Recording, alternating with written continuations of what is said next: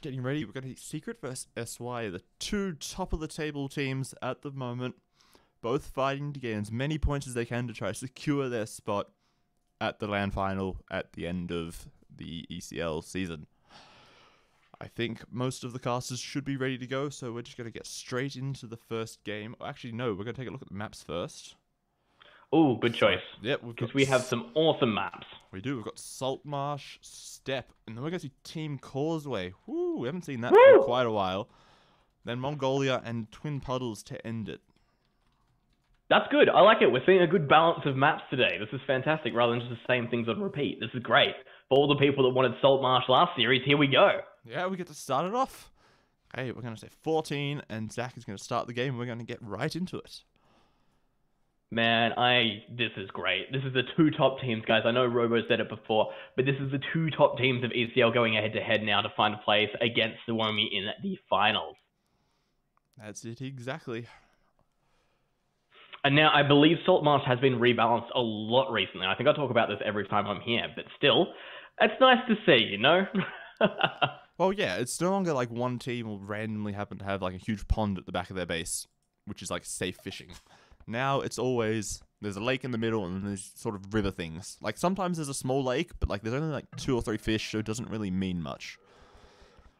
But boy, fantastic. This map is really interesting with like the spawns of the players. But first of all, we'll introduce the players and then we'll get into the map. So on the left flank, we've got Viper playing as the Vikings. His pocket is Doubt in the red as the Burmese. The other pocket is Slam as the Franks, and then his flank is Tato as the Koreans. Over for SY, we do have Yoonghel playing in the blue as the Huns. Towards the south in the pocket, we do have Lix, an absolute champion of the series, playing in the green as the Koreans. Yo, the absolute powerhouse that we've known him for at this point, playing in the teal as the Vikings, and towards the... Ooh, whoever missed there. I missed someone in the grey. It's always the grey. We do have Feng Xing playing as the Franks in the grey there towards the... Man, as the Franks in the pocket as well. There we go. I missed a little bit, but we caught up. We got there in the end. Frank's actually really nice on this map because you get a larger berry bush than normal, right? Normally you get 6 berries. This one's 9, I think, per player. So it really helps the Franks get a nice, strong economy going as they transition to the Castle Age, which is, I think, quite a nifty little bonus. And as we know, Franks at the moment have such a high win rate. They've been an incredible civilization from the get-go. And yeah, having that forage bush advantage push so much even forward, that's brutal, especially as Franks as well, when they've got the mobility. This is good. In the pocket as well, I don't think they could have asked for a better spawn with this one. Yeah, really helps both the teams. I think, interestingly, we've got both teams have taken Vikings, because in the 2v2 series, Secret, especially with Viper playing as the Vikings, really liked docking in Castle Age and just making a ton of longboats and trying to secure the whole middle lake area and just try to prevent attacks coming in from each side. So it seems that SY, either they've had the exact same thought or they watched how the 2v2 games went and decided, you know what, that's a pretty smart plan. We're going to do that too. Well, that's it. End of day, you've got an archer. They've got like 30 HP compared to a galley, which has 120. The costs are pretty similar when it kind of comes down to it. So, you know, especially the gold count. The wood count, obviously a little bit more, but when it comes down to the population room in terms of what you're investing in, galleys are an awesome choice. And on a map like this, if you can make it work, phenomenal.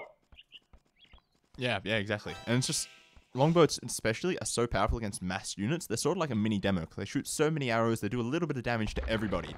So it's really, really powerful for just running around, especially with these shallows that sort of snake in between players. You can get in there and you can prevent allies from helping each other if you, like, section one player off by themselves. You can prevent trade in the late game, because obviously you have to cross water at some point to trade. I think the big difference, though, like both teams have Koreans, but one is a Korean pocket, the other is a Korean flank. So I'm expecting Tato to be doing some sort of, you know, crazy tower push against Yo, which is going to slow down his longboats and potentially give Viper a really powerful advantage on the water in the late game. So Tato is basically just going to do what Tato does. And basically secure this one overall, give Viper a little bit of a head, and then from there it would be in a good situation. Because the thing I'm running into with Tato's base here, if we have a look as well, pretty much all the gold spots he's got are hittable by anything on the water. Yeah, it's all really forward, really risky to basically any sort of aggression, to be honest. But, you know, Tato, he's just like the ultimate utility player for their team. He does whatever is needed. So in this case, you know, you need me to trush? No worries, I'll trush. That's the thing. He's just a player that at this stage, nobody knows exactly what he's going to pull out of the bag, and that's been working amazing for Secret. They can kind of just go, do your thing, we just need to slow this guy down, and Tato will do something bizarre, and somehow it'll work out. Nobody knows exactly how it happened, but he ends up in a better position than he would have been had he not done something ridiculously stupid. And of course, on a map like this, we know how Tato loves his demo ships as well. Could potentially see some massive collisions there as well. But it looks like the Viper getting his walls down, because of course he is sharing an island with Yinghao. Same thing goes over as well for Slam and Doubt. Obviously same teams, so not too much of an issue there. I think the nice thing for those two is that because they're on the same island, they can easily team all together and then have like a nice safe area in the back with those extra golds, right? There's like 5 golds and like 2 tiles of like 2 screens worth of space. 6 golds actually, right? So they can all just happily boom back there if they team all their island.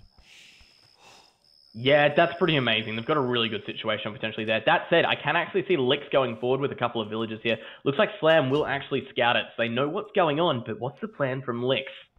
I guess he's just going to trush Tato before Tato can trush Yo? From the pocket, though. Well, you know, you're Koreans, trushing is your thing. It doesn't matter where you are, you're going to trush someone, somehow. True. Or you're going to Koreans do what Koreans do. Yep.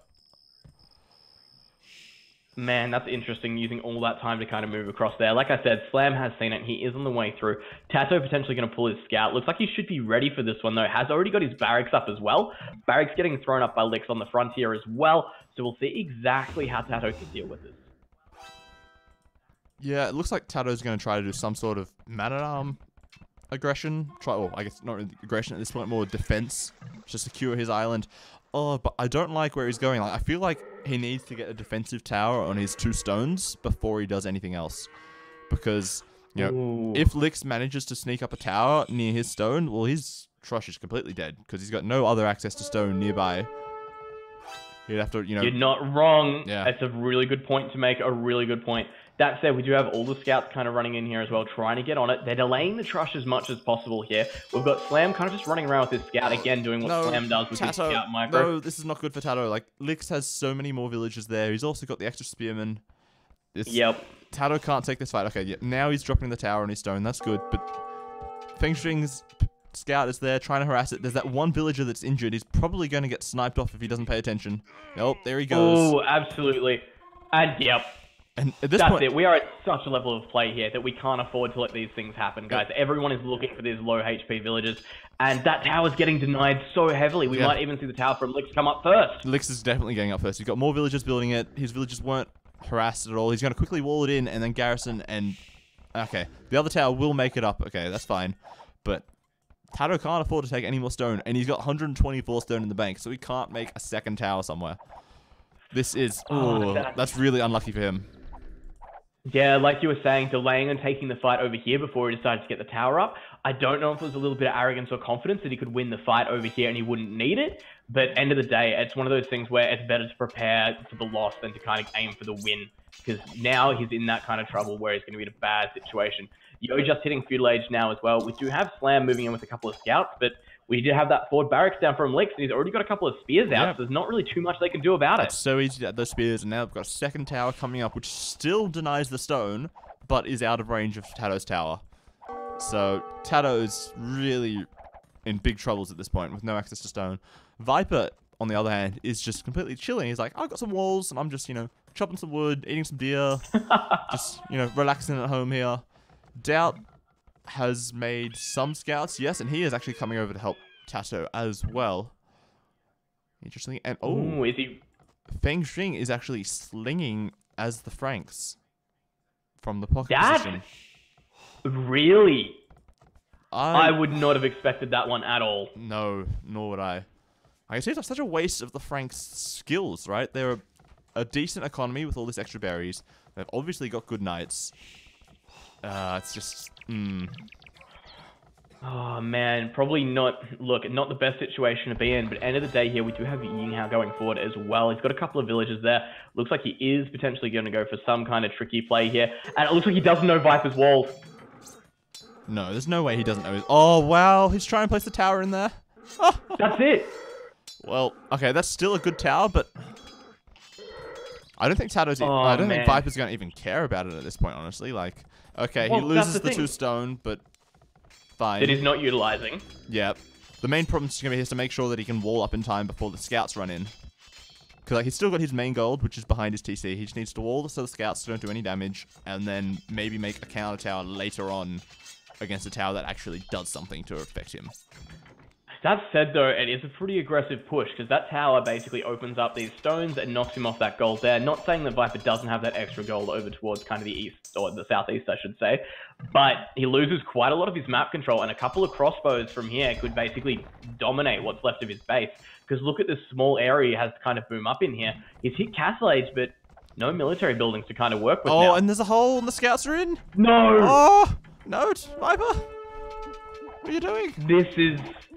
This is a nail in the coffin from the get-go. We had an awesome play by Lix at the start against Tasso. We do have Doubt there trying to kind of clean up as much as possible. We've got another tower up on top of Doubt as well, so potentially going to be able to push in on top of Slam, I should say, sorry. Pushing in through that one. We've got all these scouts in Viper's base now. Oh, this is going very, very well for SY. Yep, and that they've both got their towers up, so and lost a villager to the tower and one to the scouts. And Viper's also behind on dock production. He's only built a single dock in the middle of the map. Yo already has 2 docks and longboats out harassing Tato's forward villagers at the moment. This has been phenomenal play from SY. This has been so well coordinated. I'm so impressed. This is like watching Suomi in the last game.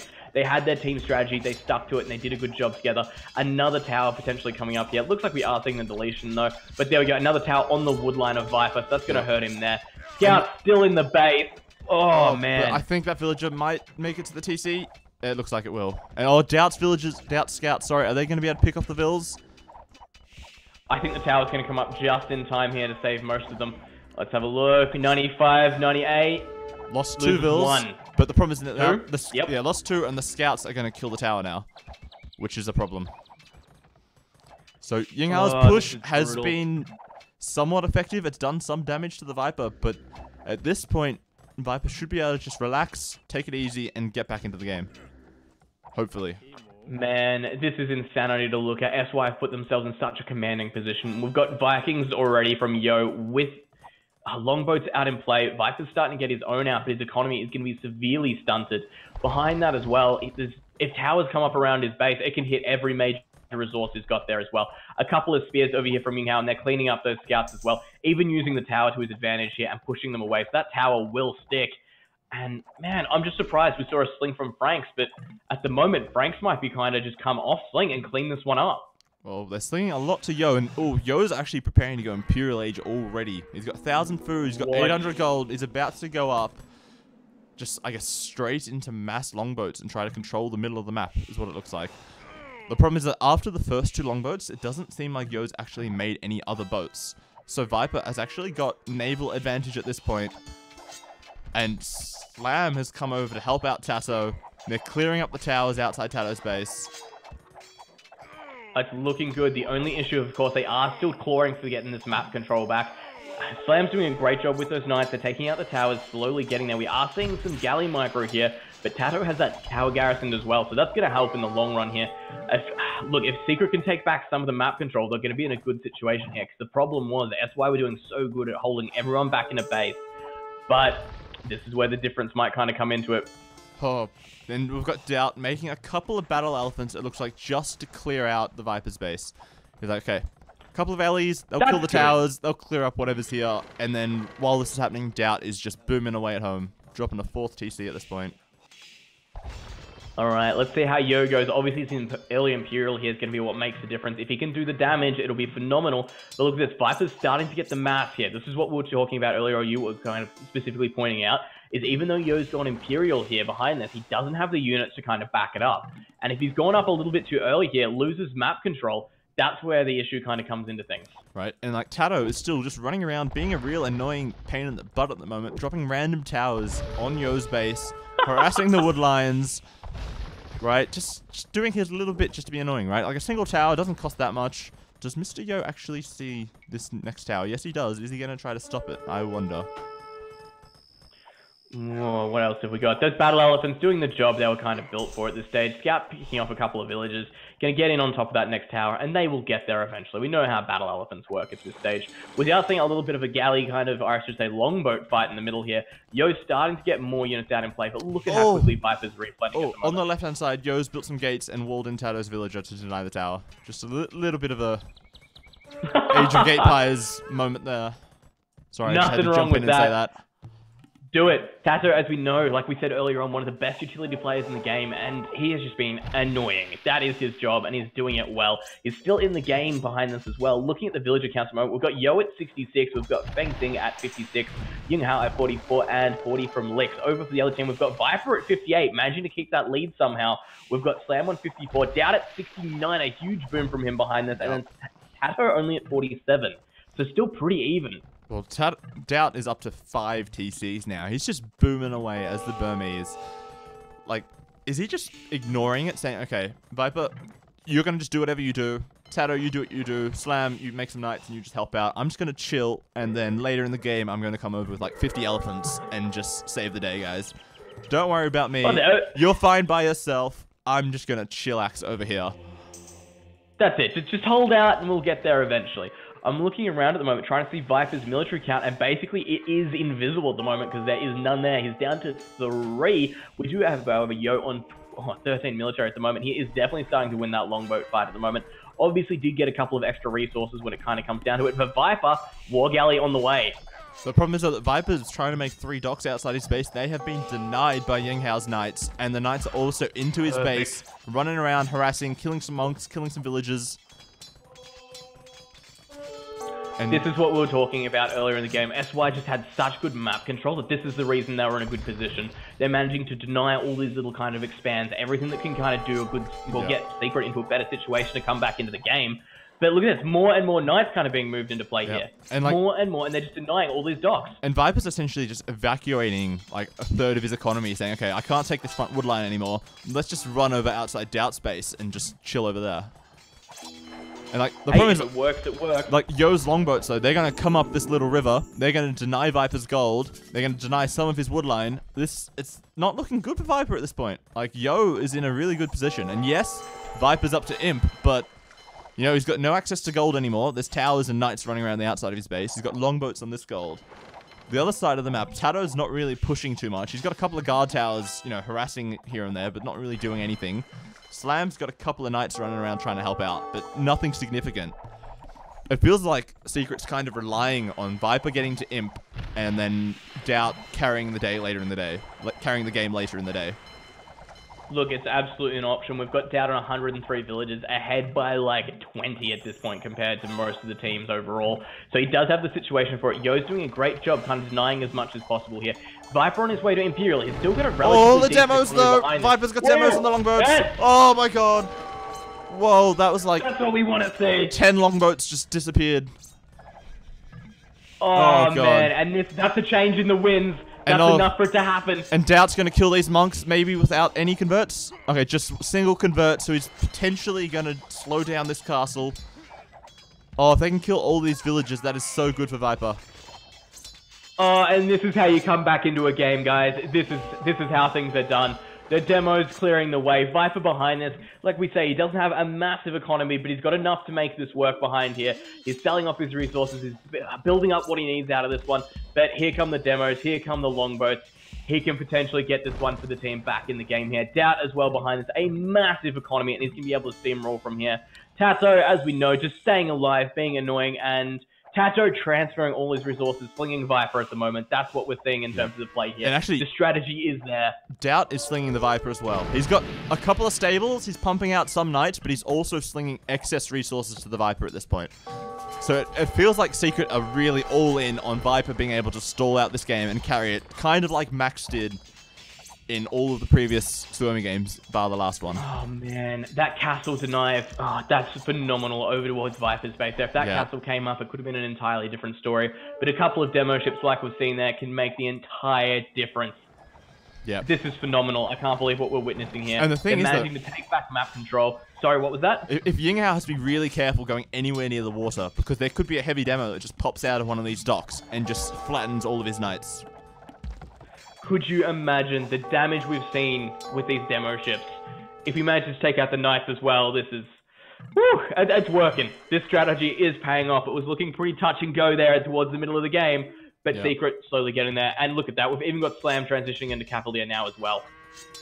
Yeah, and Doubt just, score lead as always. The Lord Doubt carrying his team to victory with Mass Knights and slinging the Viper with his huge boom that he has at home. 130 villages for the Lord Doubt, and he's getting ready to go Imp as well. Switching to, I guess, Cavalier and probably Elephants as well.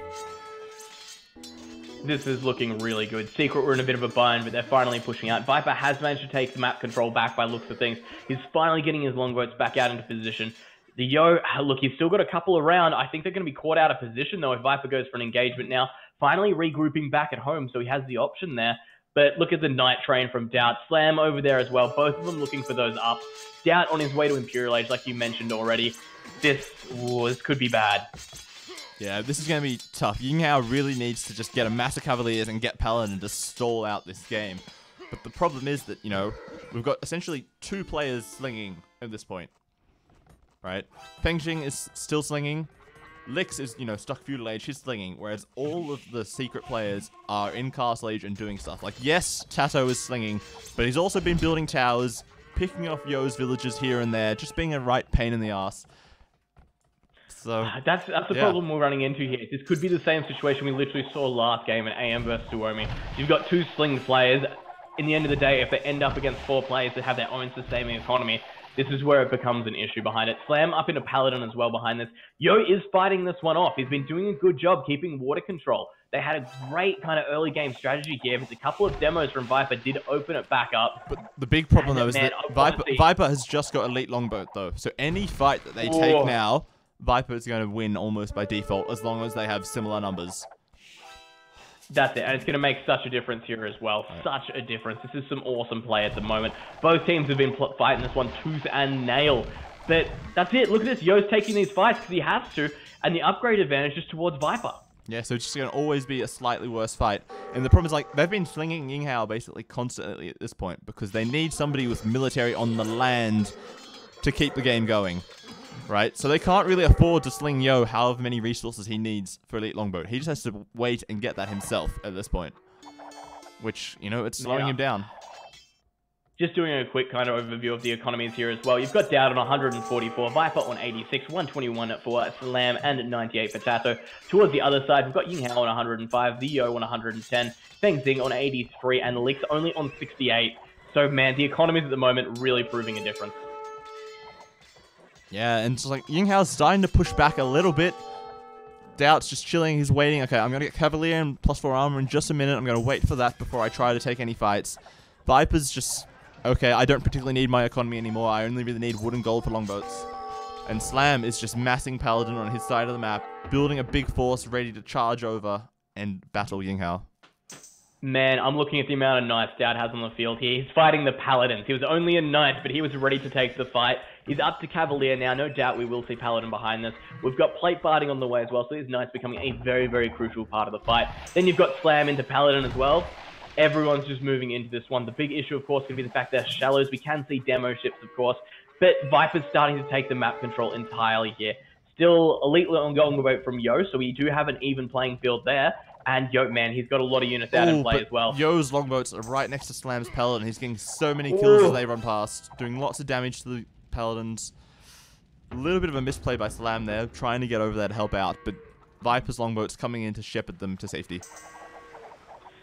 It'll get there, that's the thing, and looking at where all these kind of knights, all these paladins are sitting at the moment, they're right between Yinghao and Fengxing, and I am worried that neither of them are going to have what it needs to actually defend this one, because the military counts are getting so low at the moment. A lot of halberdiers out for Yinghao, but we really need to kind of see Fengxing join the fight at this stage.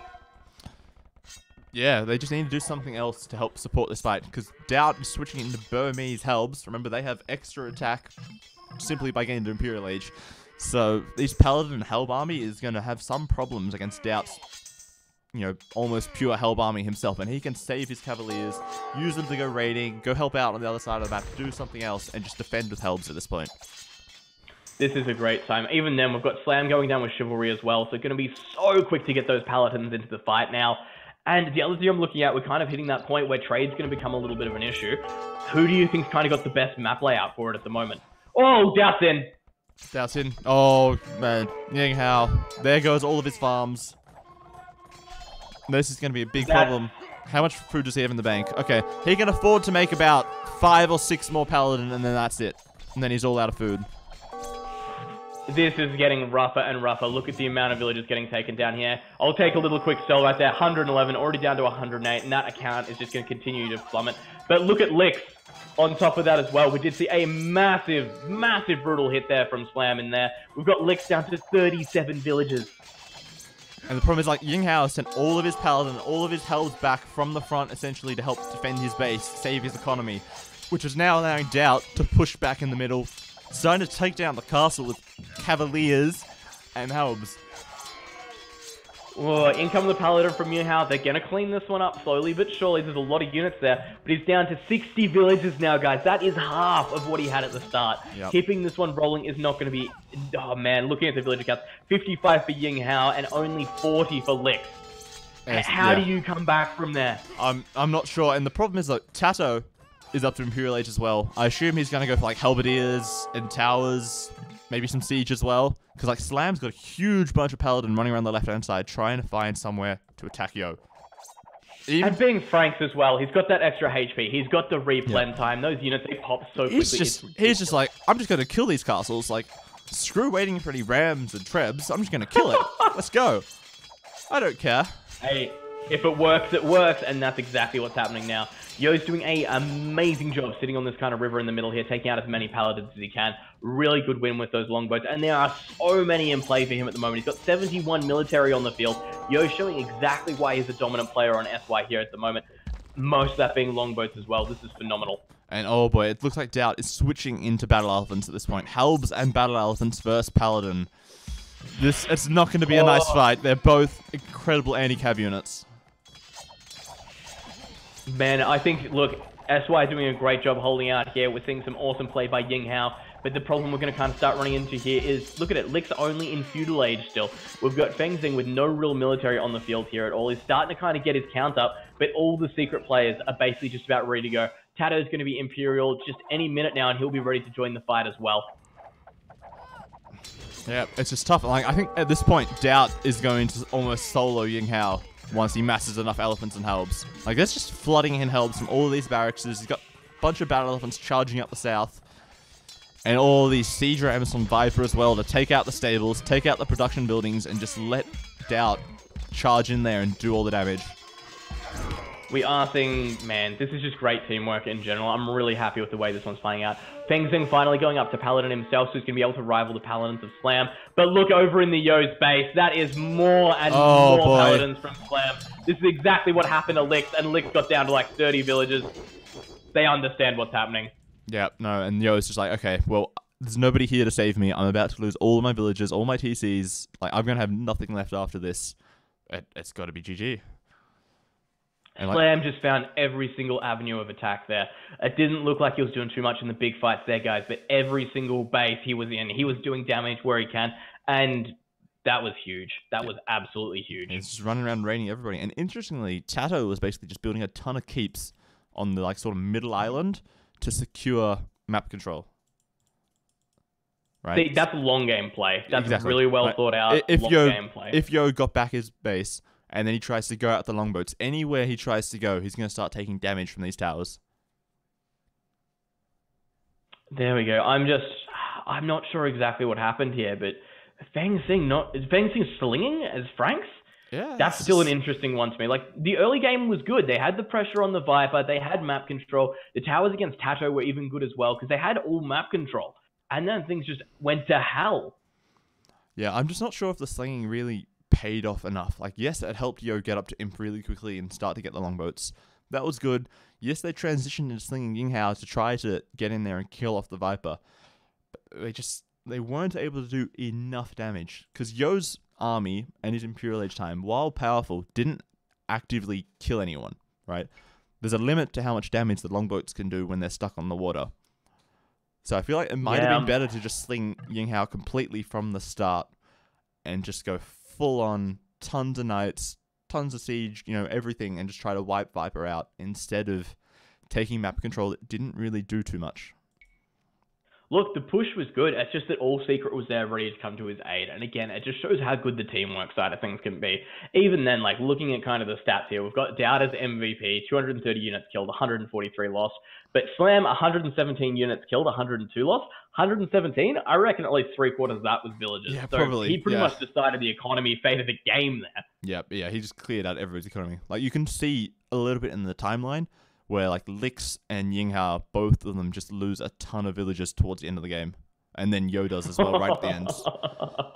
Man, that's it. The timeline really does show all here. And it's rare we get to say that, but, man, you can see him basically go into defeat in those two lines. Yeah. Oh, boy.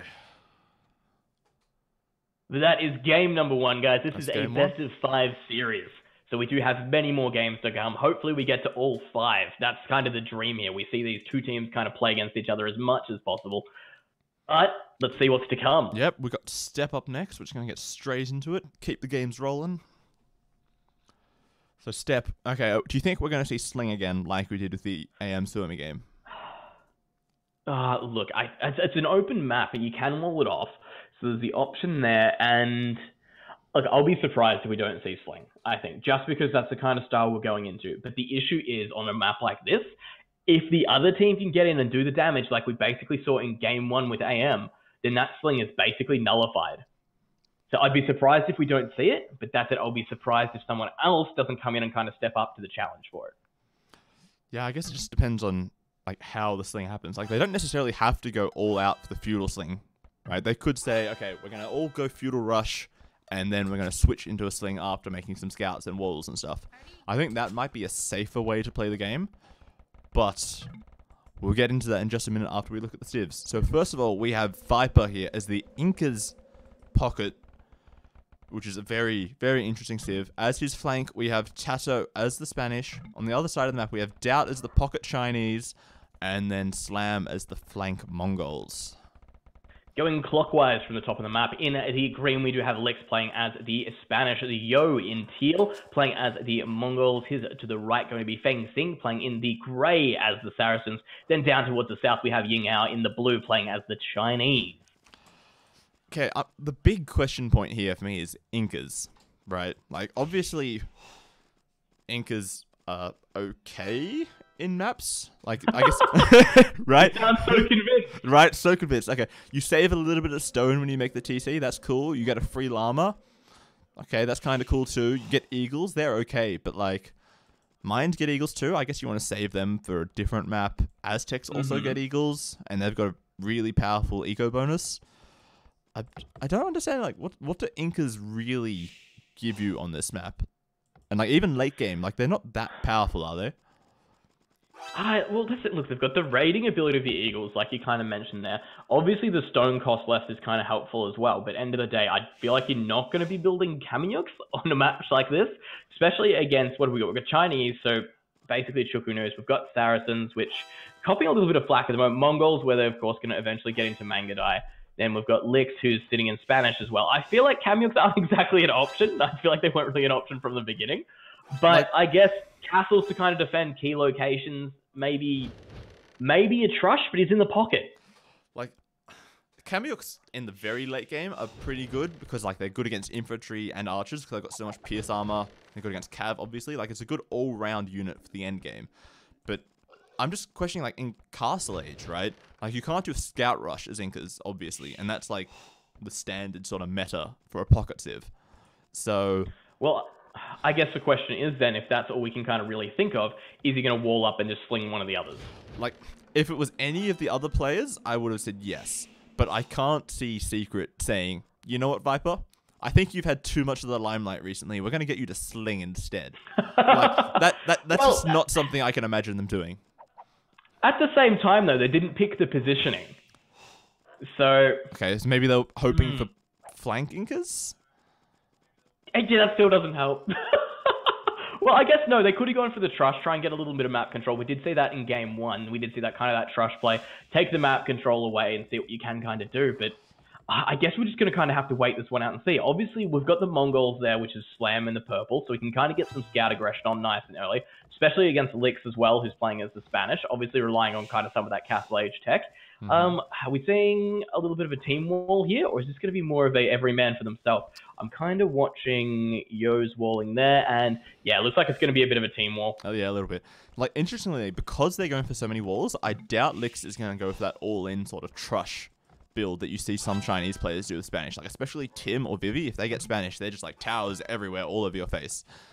But I guess this one we're going to see, just like Villase's play in the first game, it's just going to be FC into Conks, probably. Maybe Scouts, but I would assume Conks at this point.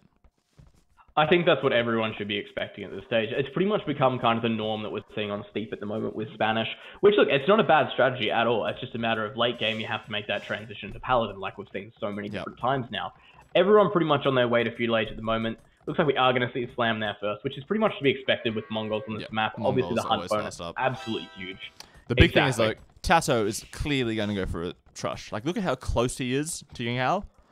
Like, there's just going to be Tatos all over his face. Like, straight on that wood line, which is right in the front, and then move around the berries, I guess. And the problem is for And then Ying Hao, the bonus is, he defends his own wood line by getting that tower up as well. Of course. And the thing is, like, Ying Hao doesn't really have a close stone to his TC, right? There's two to the north that are, like, halfway towards Fengxing, and then one really far off to the right. It's like, if he needs to panic tower in a hurry, he can't, you know, quickly get onto stone for a second tower. So he might be in some trouble. And here we are, Tato's coming forward for the tower. Ying Hao sees this. He's got his villagers there to fight as well, but there's 5 builds versus 3. And I guess Tato's probably going to make some... Yeah, he's going to make some spearmen as well. I don't like that tower so much from Tato because, like, it's not really far forward. It doesn't really achieve too much. One tower from Ying Hao, basically, like, behind that mill, is going to sort of push this trush out and just slow it down completely. Interesting, though, Ying Hao goes down for a stable and a house there as well. So it looks like he's just willing to let this one go at this stage. I guess he couldn't really kind of take it out when it comes down to it, just because the tower was already so close to up. They're going to get some good hits there on the villagers versus the stables. Having the spears out already going to be super helpful here. And look at this. Here comes the tower hop. We know exactly what Tato's kind of going for. I think he's probably just going to try to bash down that house and then just move in towards the wood line. But Ying Hao is prepared. He's got his second wood line already off to the right, so he should be fine. And let's see. Let's see. Nothing much Viper happening. doing? Viper slowly getting towards Feudal. He's going to be one of the last ones there. Getting a little bit of a wall in here as well. Tato basically left on his own at this stage. It looks like the team wall is pretty much going to be between Slam, Tato, and Doubt. Sorry, we're going to see Slam, Doubt, and Viper, whereas Tato getting left out on his own here. I guess that's another reason to kind of go towers. Give yourself a little bit of defense at home so you can't kind of have too much raiding happen in Feudal Age. But there's the defensive tower from Ying Hao now in a pretty good location there as well. The problem is, like, Tato doesn't particularly want to push that way. Like, if he's able to push the wood line, that's so much better, because then he can tower the gold. Oh, and Ying Hao just gets those 2 scouts out before they get walled in. The problem is, I guess he can always just delete the mill if he really needs to get scouts out later, so that's not too much of a problem. And, Slam, he's sending his scouts straight away, flooding across the map to try to get in here and deny this wall from Ying Hao. It looks like he's going to be able to do that. This is what I was talking about. The level of team play we're seeing in ECL at the moment is absolutely phenomenal. Being able to kind of use Tato like that to take up so much time of Ying Hao and get him into a defensive mindset, whereas these scouts are now going to run around from Slam, get in there, do the damage. He's walked past like 3 villages that he could have sniped already. Like those. He's going to let him get the wall off finish too. Yep. Maybe not the best situation there, but look, they're going to be annoying. They're going to get a kill or 2, so that's always a nice spot to be in. Could have been a little bit better. Okay, but Viper up to Castle Age really quickly, it seems. So clearly he's just going to go for, I guess, Eagles, maybe Monks, something like that. Yeah, okay, he's dropping 2 barracks in the middle of the map to defend his Deervilles. Interesting. So on his way to Castle Age, we are going to see him go for, like you said, the Eagles, because we've seen the double barracks there in the center. How are we looking for the wall off? We can see Ying Hao is still open next to Tato's towers there. So Tato doing a good job keeping that opening. Even though it's small and right to the town center, we know the Eagles can take the town center play and not worry too much about the arrow fire behind it. Whereas everyone else looks like they're pretty much walled in. So if Viper comes in, I guess, with a couple of Eagles, starts to steamroll, we'll put him in a good situation. Okay, well, Feng Qing's already preparing for this. He's walling himself out around his TC to make sure that no army can run through and get in and hurt Yo, hurt Lix.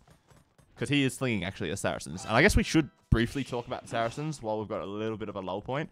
It's quite an interesting civ to choose. Like, we were questioning Incas, but we need to question Saracens as well. True. Oh, Saracens, Flam. I think, are sitting at one of the lowest win rates, I think, at the moment, up there with I think Hammer as well. So it's not a civ we would kind of expect to see, kind of with the Incas as well. Obviously, the Saracens market bonus is a little bit helpful, but that's pretty much my guess as to why they were chosen. Yeah, well, they're obviously doing a sling strat with them, and I guess if they get to the late game, they can become a really powerful civ. You know, they go Mamelukes, Siege Onagers, Champions, you know, whatever you need them to make, they can make it, basically. But it just feels like so risky until you get to that point, right? Like, because you're not likely to want to use the market bonus early, right? The cheaper market's only good for the sling. You would probably want a civ with more of an eco bonus. Like, even students would be a decent civ for just the cheap farms, right?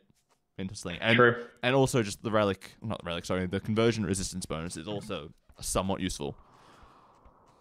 This is interesting. We'll see how it plays out, I guess. Viper just about with Eagle Warrior finished at the moment. It's just starting to produce them now. So going to go on a little bit of a raid, which is kind of what he wants here. That said, we do have Young Ao is fully walled off now by looks, but I can't see any gaps in the wall, so it doesn't look too bad. But end of day, it is still only palisade walls, and that's what we're seeing mostly from Feng Sing as well. Over towards pretty much all the bases at the moment are only sitting on palisades, so it is quite easy to bust through there. Yeah. Lix is putting down his first castle of the game. A pretty good position. It defends the gold, the stone, and it's kind of near the third gold to help protect that one as well. And I think the one thing to know is, like, you mentioned the palisade walls. Through the middle of the map between Lix and Yo, they are double walling with houses. So it's not super easy to break in. And, like, a couple more houses here and there, and they can almost fully house wall that. Very true behind there as well. So it is getting reinforced as we kind of go further and further on. Viper cleaning up a couple of the archers we saw him basically Tato's base here, doing his best to kind of get in there and do the harassment, but Viper pushing him out of there quite quickly. Squire's research now as well. And 1 sec, there we go. So going to be able to catch up to them very, very quickly. Yeah. Okay, so otherwise, there doesn't seem to be too much happening, right? Lix is going to start making conks. Viper's making his eagles and just chilling in the middle. Tato's trush has sort of stopped, and I guess he's going to switch into a sling behind these stone walls that he's building. That's probably my best bet here as well. Do we think Viper's going to receive sling, and then from there we're just going to see Eagle Warriors just populate the entire map? I would assume so. Okay, yeah, he is slinging Viper, but I think the two options are you sling Viper for eagles, or you probably sling Slam, I think, and just get his boom really strong really quickly. Because if he can get to Imperial Age and start making the Mangadai, then that's obviously going to be really powerful. Absolutely. So we've got a couple of different options there. Viper going down with Forging, so looking like he's going to get all the upgrades on his Eagle Warriors while he can. Just needs to find a place where he can kind of move in and get the damage now. Obviously not too worried about the town centers, because the Eagle Warriors are already having 3+1 armor on them. Quite helpful on that front, so it could be like a worse situation there, but can kind of live with it. Baking through the palisades there, just on top of Ying Hao, and he will be in the economy, and that's where I'm a little bit worried for Ying Hao. He's finally getting an extra town center up in the back there, in fact, 2 extra ones. His wood line, though, is still looking very naked. Yeah, but those 2 TCs, like, he could transition all of his wood line to those 2 TCs, and he'd be absolutely fine, right? There's enough wood there, he can make another lumber camp in between the TCs, he's got gold stone, he's got basically every resource he needs next to those 2 TCs at this point. Very, very true. So I guess it's just a matter in terms of where the Eagle Warriors hit and how they hold out. We've got the Conks finally out in the map, out losing a couple of villagers here to them now, which of course, as we know, the Conks just such strong units in early Castle Age. Their massive attack means they can pretty much, if you've got 3 of them, you're one-hitting villagers from that point. Slam ready for this one already though. Has a monk out, manages to get the convert on one of them, and Camel's already ready as well. Yeah, they're just going to sort of just chill at home and boom at this point. There's no reason for them to push. Like, they probably know that there's a sling happening, but they are also slinging, so it's kind of balanced out in that case. And Viper just struggling to get in anywhere and do any damage. Like, he should happily take these fights though. He's got like 12 or so eagles versus 4 knights. Like, that's really easy kills for him to pick up there. The problem is they're just being denied every single time here. He hasn't been able to do the damage with it. We've got Yo on his way up to Castle Age now as well, but look at this. I might have spoken too late here, or too soon I should say, because Eagles are getting in against that economy. Feng Sing is running out of room to kind of wall behind here, but look at that. Ying Hao's reinforcing with more knights behind this as well. I don't understand though, why didn't he just make a stone gate, right? He has 200 stone in the bank. He has no reason not to make a stone gate and just completely cut out this aggression. I'm going to say it's greedy. Playing greedy at the moment. Like, he doesn't even need the stone for anything. Like, there's no reason not to do it. Like, he's not slinging it to anyone. He's not using it for towers or stone walls somewhere else at this point. Okay, no, never mind. He just slung all of his stone to Yinghao. Ignore me, I know looks nothing. like we know what's going on. Yeah, ignore those last couple of comments. Yeah. It'll be fine. Yinghao, though, doing a great job with the knights, cleaning up heaps of those eagles nice and quickly. The Yo, though, look at the amount of crossbows he's got on the field at the moment, heading over towards Slam as well, against the monks, against the conquistador, the camel. Oh boy, and this forward villagers from Lix, where are they going? We know what that means. That's a forward castle, it looks like. And oh, there's so much army here, there's no way Slam can... Oh my god, look at that castle! Wow, right next to the stable. That's ballsy. That's very, very ballsy. Well, at this point, it looks like a fair thing to do. They've got no way to stop it. There's so many crossbows, so many conks here. That denies, essentially, like 15 or so farms for Slam. It puts both of these TCs under risk.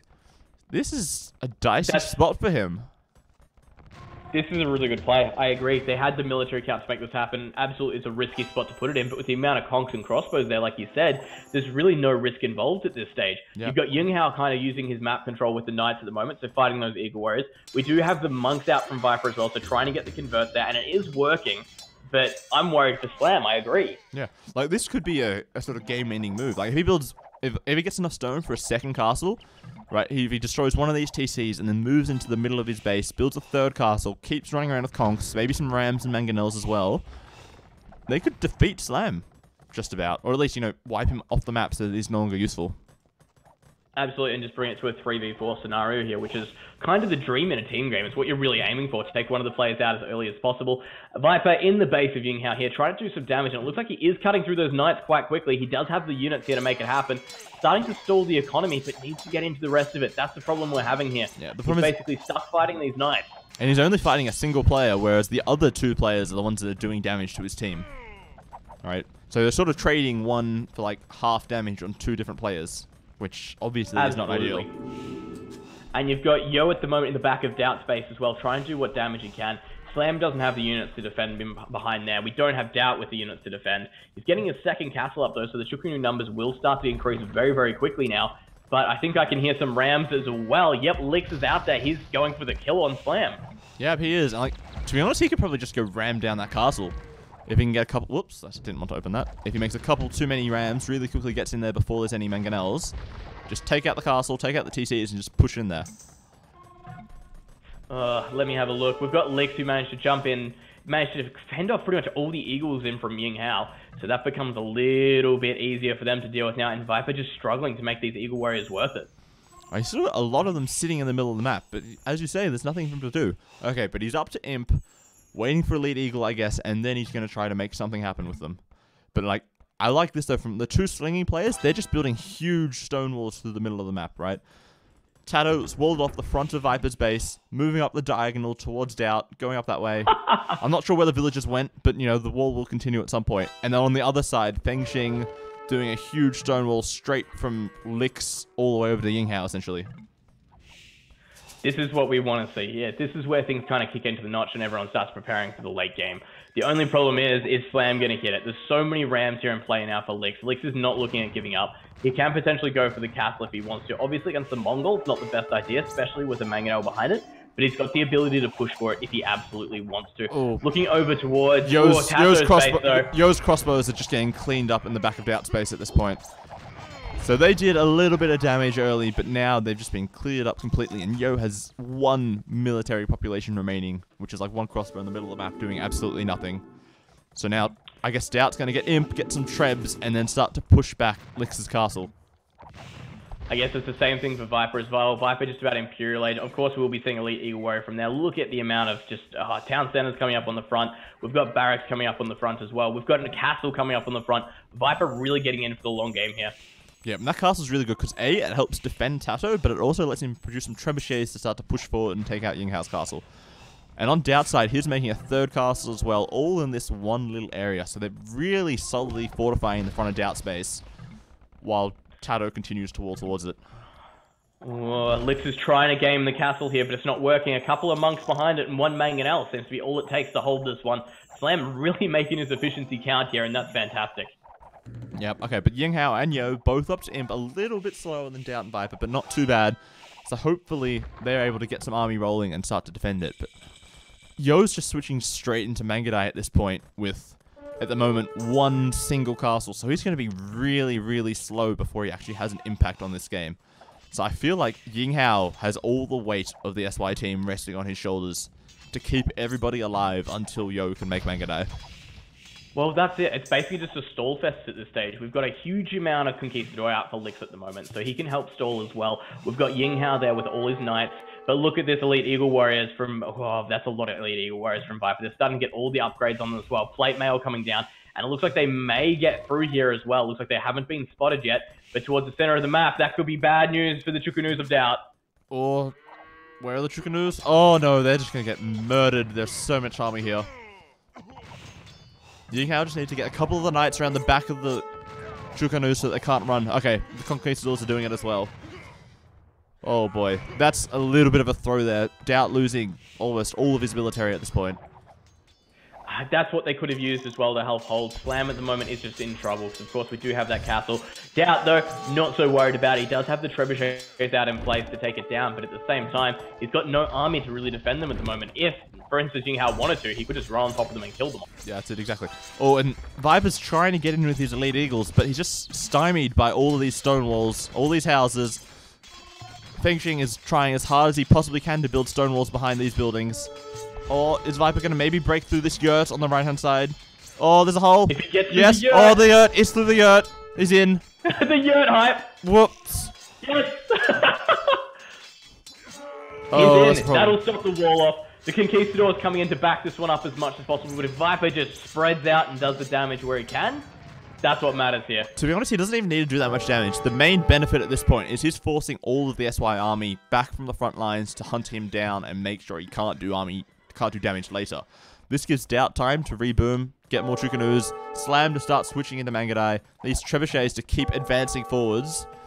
It's not looking good on the other side of the map. Like, yes, they're going to clear the Eagles, but there's a lot of army massing on the left-hand side. Oh, this is...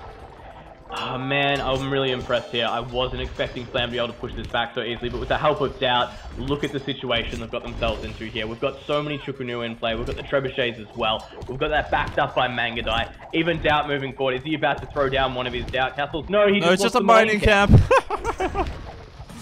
Here's the BM mining camp. I see your TC. I'm just going to take your gold anyway. That's it. That's all he wanted to do here. Ying Hao, though, up into Cavalier, so a good situation for him. Eagles here taking out as much as possible, trying to find their way into the economy, but I gotta say, Viper's been doing a great job stalling, but the damage has been low. Damage at the moment is coming down to Slam and Doubt. Oh, but Lix has a lot of Conquistadors here denying one of Slam's castles. And Yo starting to make Mangadai, but he's really far behind in numbers compared to Slam.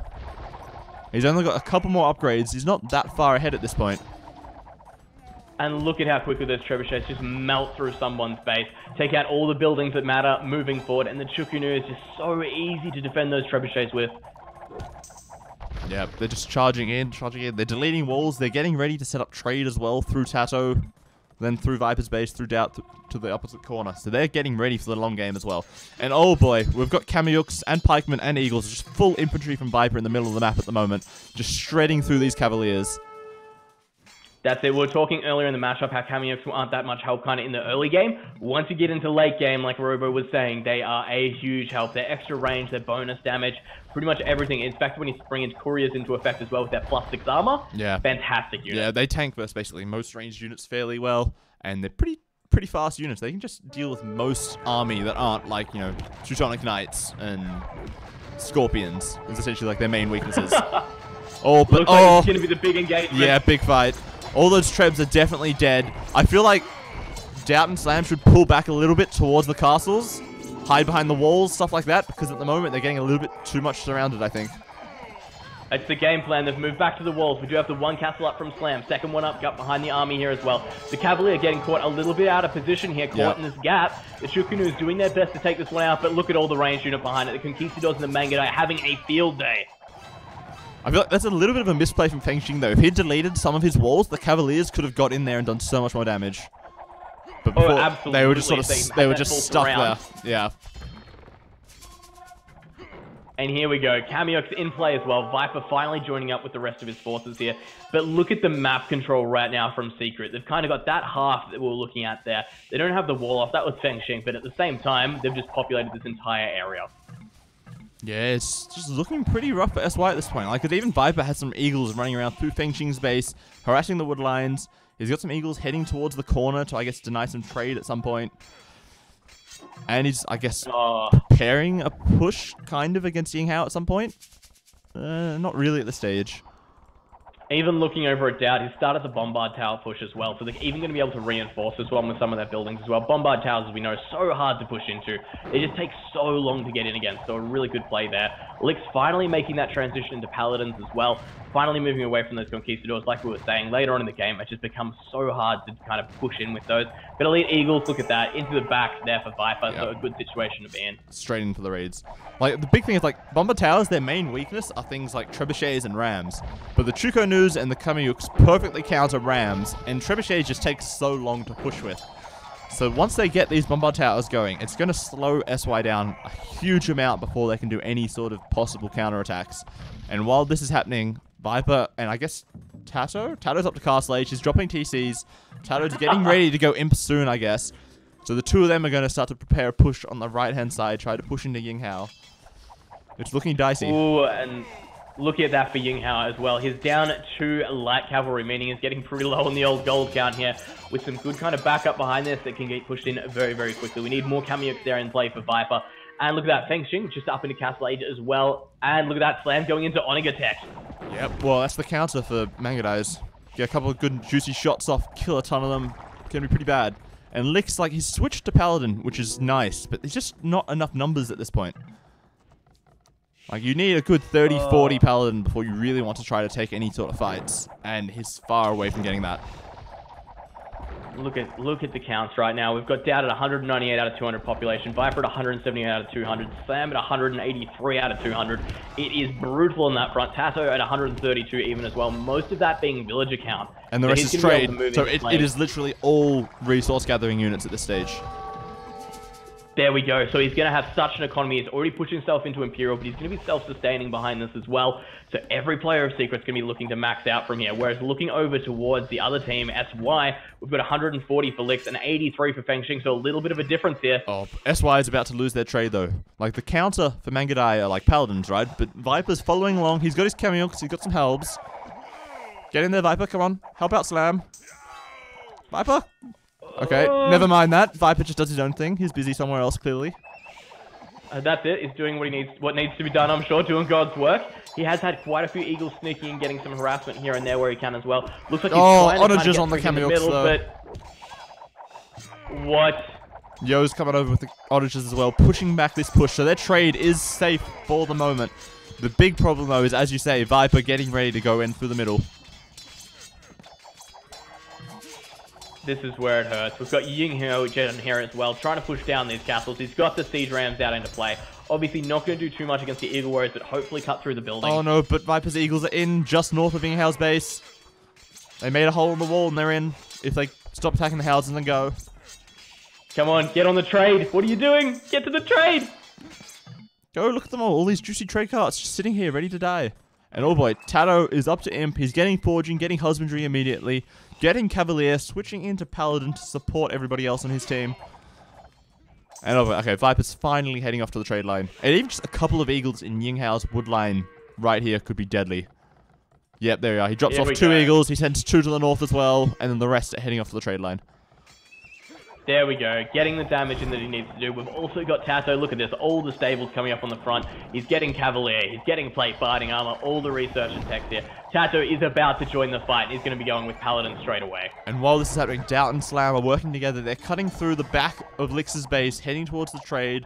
Slam does have Siege Onager research, he just needs some more Siege Workshops to keep producing them. And like, Lix, half of his economy is still on this front side. It's just going to get cut off and destroyed at some point.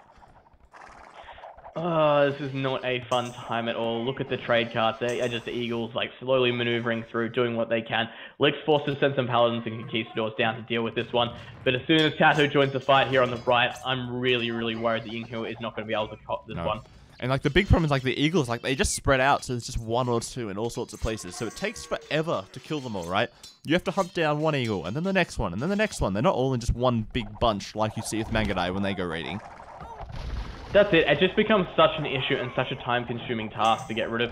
But looking over towards Lix's base, we've got Slam throwing up a castle there. We've got all the Mangudai, Trebuchet as well. It's not looking good. Oh, and these SO shots on the Mangudai from Slam. Oh, this is not good. It's pretty. And It's Slam, very pretty. yeah, and Slam even just splitting to avoid Yo's counter onages as well. And the bomber towers. It's just, there's so much stuff here. I can't see how they can push this back at this point. That's the issue. I don't know what they can kind of do about this one here as well. Looking over, we're seeing, look at the amount of Kamiyuks from Viper there on the bottom. He's getting ready to push in against Yinghill as well. We've also got Slam at the top doing what he needs to be done. We've got Tato at the bottom getting a huge amount of Paladins sorted. Obviously, he's just waiting to move in with his Cavaliers. He wants them to be as strong as they can be. Yep, and I'm guessing that Viper has a... Okay, he's got a couple of Rams queued up in these Siege Workshops. Slam is there with SO as well. Yeah, I don't see how Lix can win this at this point. Yeah, this is looking more and more brutal. Lix is getting caught off, just cut off in terms of his economy here. We've got Yo's doing a great job holding this one where he can, but the Bombard towers behind us from Doubt, like we were saying, they just do such a good job of holding the position. They've got 11 range, they do 120 damage. They can just take out these units so quickly, and that's the thing as well. They can deal with the siege onagers. Yeah, they basically one-shot everything that comes near them. And like Yo, yeah, his onagers are doing a good job versus Slam's Mangudai to slow him down, but they're not counter-pushing. And on the other side, oh boy, the fight is coming in. There's Rams, there's onagers, Kamiyuks, Eagles, Halbs, Paladin, there's everything coming in here. Oh, and the Kamiyuks with that range, look at them go. They can sit behind the Paladins and still do damage. Yep. And even there's more forward castles coming. Tato's getting chemistry, so I assume there's going to be more Bombard towers later. This push has hit so quickly. I'm not sure they're going to have the numbers they need. The Chukunu's doing a great job sitting under the town centers there, but look at the siege rams. Anyway, I guess if there's going to be a range unit to deal with the siege rams, and the SO shots. Whoa! Oh, on the Chukonus under the TC. So much damage. Like, he just can't come forward with the Chukonus because they die to the onagers. So it's just limiting how much he can defend his own base. And then back on the north, they are continuing to push north slowly, getting in towards the corner. It's just... This push on the south happened so quickly. It was there waiting to go, and look at this. They're just hammering through all the defenses there. Oh, ouch. Yeah. I think at this point, SY are clearly just stalling out just to see if anything crazy can happen. I don't see how Secret can lose this game from this position. They've done a great job getting themselves here. We've got Marmalukes out for Feng Xing, so potentially going to have an option against the Paladins that again, I don't know if it's going to be enough. Well, the problem with that is, like, Mamelukes versus Kamiyuks, it's not that great. Mamelukes versus Chukonus, not that great. Versus Mangudai, not that great either, right? They're only good versus Tato. And they sort of die to all three of the other players, which is not ideal. And oh boy, there's a huge Mangudai raid coming into the trade. They treb cut through the forest, and Slam's about to run north and just slaughter these trade carts. That's probably going to be the GG right there, the nail in the coffin, guys. They can sit there, take out all these trade carts, and that's how you win a game. It's strategy at the end of the day. Moving straight on top, they could have continued pushing right. They could have pushed right into Yo's army, tried to deal with that. Oh, but boy. Look at this. On top of the trade, this is what we're here for. It's just going to instantly fall apart. Nothing's going to make it past them. Like, yes, the Paladin and Yo's Mangudai are coming. That's cool. Slam can just run back where he came in if he really wants to and just be safe. Like, Yo, kill 20 trade carts and run away. And then at the same time, look at that. Viper is in the trade on the other side of the map. They've completely decapitated Yinghao's economy. He has almost nothing left. He's down to 42 villages. Tato's building Bombard towers to support their push. They're just going straight through the middle. That's it. If you look at the map right now, you can see the line they have carved through Lick's base. You can see the line they have carved from Yinghao's base. This is just an issue. No. And it looks like they've finally recognized it. Yeah. They've called GG. Except for Yo. Oh, there he goes. Yo thinks he's got this, apparently. No, there we go. That was a brutal, brutal matchup. Yeah, and I think the really interesting part about that game was that all the secret players had their turns to sort of, you know, have the moment in the spotlight. Tato, or except for Tato. Tato didn't really do too much. But like Viper, early castle, and then early imp, he was running around raiding, slowing everyone down. Doubt saved Slam, started the push, and then right here at the end, it was all Slam with the Mangudais, the Siege Rams, Siege Onagers, the Trebs, just pushing in there, killing the trade, killing all the units. It's such an even all-round performance from those 3 players for Secret, I think. That's it. It was such a phenomenal play there. Such a phenomenal play. Yeah, just amazingly well done. We take a quick look at the stats. Well, not much to see, really. Viper's got a ton of kills, Slam's got a ton of kills, and Doubt has a ton of kills, but also a lot of losses. So I guess Doubt didn't do too amazingly well, but he had a lot of siege, killed a lot of buildings. Economy-wise, Fengxing actually slung a hell of a lot more resources than Tato, like nearly 5,000 more resources, but I think Tato was far more impactful in the game. Switching into Paladins, what he did, allowed Viper to push in there and do that damage. And then otherwise, Feudal Age, Castle Age times, not too important. And relics, actually, Viper collected 3 relics, so I guess he stole some from his allies. And yeah, then just, that's basically it for that game. We'll switch back out to the between game screen. Is Turk, you still here? Need bathroom. Be back in 2 seconds. Okay, we'll just take a quick 2-minute break then. And then we will be back just after that.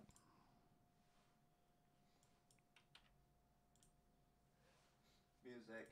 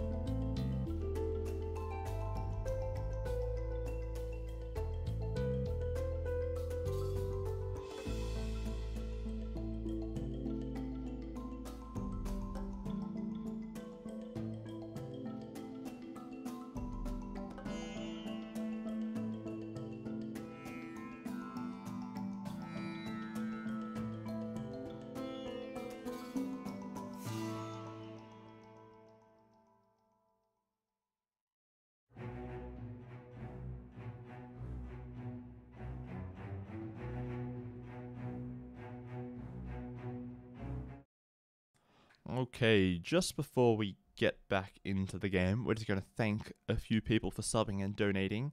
So the Pico donated $5, Winland Hype, thank you very much. Polska Fan gifting a sub to Nightbot, our loyal bot in the chat. Well, the other bot other than myself. Miri Sushi donated $6 with Poggers, thank you very much. And then Interjection Videos and Darkshines 1907 also subscribed. Thank you very, very much. I did not go to the toilet, so I did not need to wash my hands. Turkwin went to the bathroom. Please, just relax, guys. It's not my fault. I didn't do anything wrong this time. Okay, I'll just go unmute Turkman. Where's the button? There we go. Turkman, how you doing? Yes, yes. Oh, dude, I'm just happy with the games we've had today. Everyone's been pushing for whatever they can, and it's been working out well. Even the matches where people have been defeated, it hasn't been a complete steamroll. Everyone's had to work for every single victory. This is what I want. That's it, exactly. So we've got Game 3, Team Causeways. It's like a Team Islands sort of map, but there's a ton of little shallow connections through the middle of the map, which sort of leads people to do a mix of water builds, and then some people doing like scout rushes or trushes, stuff like that, to get in there and just try to harass the other players. Just waiting for Zach to 14. And then we good to go. Like you were saying, this is an absolutely brutal map when it comes down to it. We've seen a lot of different play styles on here. We've seen people do landings. We've seen people basically take over the water, then push for it in the land game at the end of it.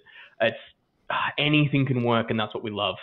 That's it, exactly. Like, especially like sometimes when people get into the middle of the enemy base, make a sort of small landing sort of thing where they start to build forward buildings and just push in like that. But here we go. First of all, with the civs, we have Viper in the flank as the Byzantines. Okay. Then we've got Portuguese, Slam for the pocket. Yep. Italians, Doubt. Okay, that's clearly a good civ. And then Japanese for Tato. Okay, so all of those civs make sense. Byzantines is the kind of weird one, but they have really good fire ships. So I guess it makes sense.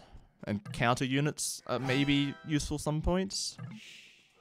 I guess we'll see how it plays out in the long run here. Down for SY, we have the Yo in the teal playing as the Italians. In the blue, we have Ying Hao playing as the Japanese in the blue. Towards his right, we do have Feng Xing in the green playing as the Portuguese. Then further again on the flank, we do have Lix as the melee in the grey. That's it. Okay, so looking at these crossings, like there's not very much on the far left corner, but right through the middle there, it's real crisscross, I guess, chaos of shallows connecting the players. So I don't think it's very likely that we're going to see full walls on this game, where like, you know, you just wall off all the shallows and play it like normal team islands. That's not going to happen because just the sheer amount of walling that each team would need to do. Like they might wall one or two of the shallows just to like prevent a direct attack, but other than that, I don't think there's too much that they can do. Yeah, usually that's the thing. You kind of get one or two kind of really good, I guess, causeways, I should say, or the shallows across anyway. Just generally in lower games anyway. But this, they are just everywhere. Hey. Yeah, it's just crazy, crazy map. Okay, so thinking about strategies. Okay, Italians, they're clearly going to go for water, right? Byzantines, I would assume they're also going to go for water. You know, they got good fire ships. They could potentially try to do like a trash forward, but I feel like that's a bit risky. And oh boy, like right in between Yo and Viper, there's 6 sheep sitting out here that nobody is, you know, scouted for, which could be really key. Stealing, I guess. That's a nice win. Yeah, if somebody gets out there really fast and gets them. Even looking at Viper there as well, like Greek Fire is a unique tech. I would really love to see that, but I have a feeling by the time you get into kind of Castle Age, generally fire ships are kind of, I want to say, like outdated. But yeah. Yeah, it's sort of like you sort of switch into like a mix of fire ships and war galleys during Castle Age, and then early imp it's back to fast fire ships, and then once you get to like the very, very late game, it's all galleons really. And I guess also caravels, because we have the Portuguese players on each team. Yeah, I'm at a loss. I'm not sure exactly what's going to happen here. Obviously, we are going to see all players kind of push out into the water, or most players anyway. Could potentially see a landing or just move directly on into it. And I guess that's kind of what's going to determine the flow of the game here. Does someone move over and start the ground land fighting already? Ooh. Or does everyone just commit into ships? Oh, Lix's villager was being attacked by a wolf while he was building his dock, but he managed to get the quick walls in, stop the wolf from killing the villager, and he's going to finish his dock just in time. Nicely done by Lix. Boy. Look at that poor little wolf. Lix coming it's through. Just chilling there like, I want to eat you, but I can't reach. Just gets it in time. Fantastic. He's got Loom on them now as well, so not going to be struggling too much behind this. No, he will be fine now. Interestingly enough, though, all the players have gone for back or side docks except for Mr. Yo. So I feel like that implies that Mr. Yo is just going to go all out water aggression. He's going to go straight for Viper, kill his fish, and not make any sort of, I guess, safe, boomy style of players. And oh wow, and even Viper's going for all the walls right at the start, trying to secure as many of these causeways to defend. Viper's going water. He wants none of this land shenanigan going on. And if he does, I guess hopefully it's Slam or Doubt that have to deal with it. So yeah, just go somewhere else. Kind of the plan for... That's it. Can you just not bother me? I have water to deal with here. And he's against Yo as well. So it looks like we have both players that are committing to the water right against each other. And this is the second time we'll see Yo versus the Viper on water. First game, we did see the Viking longships, of course. And it'll be interesting to see who can kind of move into this one and who kind of gets the victory out of it nice and early. I feel like the problem here, though, is like Italians just get up to Feudal Age so much faster than the Byzantines. Like, look, Yo, he's already up 949. He's going to get there. And he's still short, 70 food before he can click up. So he's going to be behind a huge disadvantage in the fire galley fight. Right? Like, it's not looking good. Yeah, Secret have pretty much walled off all of their little causeways as well, the shallows. So they're going to be in a good spot there. The only one kind of remaining is still this big gap in the middle here. Doubt's got his scout there, though, so he's waiting for anything that's going to kind of come through. But like you were saying, 949 for Yo in terms of the uptime. We've got Viper at 1025. It's a massive difference when it comes down to it. Yeah, well, essentially what this means is that Yo's going to have 1 or 2 fire galleys out before Viper's even, hit Feudal almost. Which is going to be tough for him to defend when those things are getting there before he's ready to defend. And that's the issue we're going to run into here. Yo's going to have that advantage from the get-go, and I guess unless someone else wants to kind of commit in as well, try and help Viper out to take the water in this section, he's going to be a step behind from the get-go. So let's see exactly how that one pays out. But looking around everywhere else, we've got Tato going in towards a faster Feudal play. Everyone else at the moment, all of SY, isn't worrying too much about these shallows, actually. In fact, it looks like they're going for a team wall kind of across their island a little bit more so. Yeah, instead of walling right on the water today, it's just going to wall between the forests, which is... I guess it also works. It feels a little bit risky, though, because it gives all this space for Secret to come forwards into, you know, build siege workshops, forward buildings, prepare big pushes later in the game. And that really does surprise me, actually. I really wish I knew the reason behind it, because I guess it can't be sniped off when it kind of comes down to the galleys. And if they're fighting, defending their walls, the galleys and things won't be able to kind of lend too much of a hand. But obvious action is you can kind of wall off the shallows, and then you can kind of go back and wall off even further. So you've got your kind of second point of resistance. Yeah, true. And it looks like Lix is going for some sort of land aggression. Okay, yeah, he's building a stable. I guess the big question here is going to be, is Doubt able to wall off the middle causeway before any scouts get here? How are we going? It looks like... Oh, man, I'm actually not even sure. That's going to be the big question at this point. Okay, so on the other side, actually, Yo must have had some problems with his build order, because he's only got a single fire galley at this point. Oh, no, he went the other way with the other one. Okay. So Viper is defending, and his fire galleys are better than the Italian ones, simply because they fire, I think it's 15, 20% faster, something like that. So they just do more damage faster, essentially. That's it, 20% faster, my friend. Bang on. Yep. Okay, and in the middle, okay, yep, Doubt is just about finished his wall, just 2 more palisades. Yep, all good. Like, in theory, these scouts could just break a wall somewhere later on to get in, but, you know, that slows them down, it gives them time to react before anything has to happen. And so essentially, Lix is just slowing himself down, investing food in scouts instead of something more useful, like, you know, going Castle Age or... Yeah, going Castle Age, basically. We've got Viper again with these fire ships. He's even getting some of the repairs on them as well, so not really let anything go at this stage.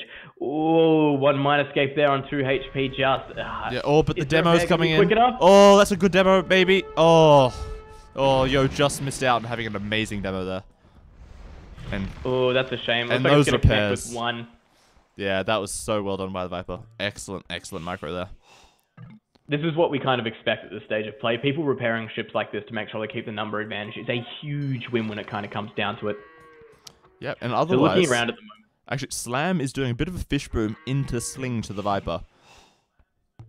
So Viper is, I assume, going to be up to Castle Age pretty quickly with all this extra food. I think he might have also slung Doubt a little bit to get him up to Castle really fast. And then, yeah, this is going to be pretty powerful. 17 This is a really good play, actually. Into Sling. Yeah. Being able to utilize the fishing ships for a boom, obviously massive in terms of the food eco, but it means you can divide up your villages to a lot of the other resources on the map, so you do have a much more stable economy behind that. Feng Xing, we've got him on his way up to Castle Age as well. He's kind of utilizing that fish boom at the back. Starting to get his own galleys out now as well, so it looks like he will eventually transition into war galleys, hopefully bring the fight to Viper on the frontier. We still do have a little bit of a dance going on the frontier between Yo and Viper, no one really kind of having a massive advantage. Yo is starting to utilize quite a few more demo ships, but looks like the numbers are very, very even.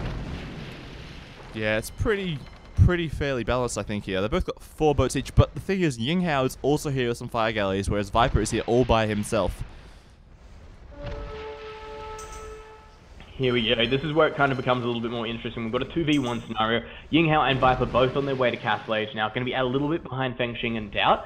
So they're not going to be too far behind when it kind of comes down to it. But they're not going to be the first ones up to the next stage. It's going to come down to how the rest of the team, I guess, choose to develop their play at this style. What Doubt decides to do. But at the end of the day, we do have Lix actually over in Doubt's base at the moment. Managed to get a couple of scouts across. With a transport ship. That's how they got in.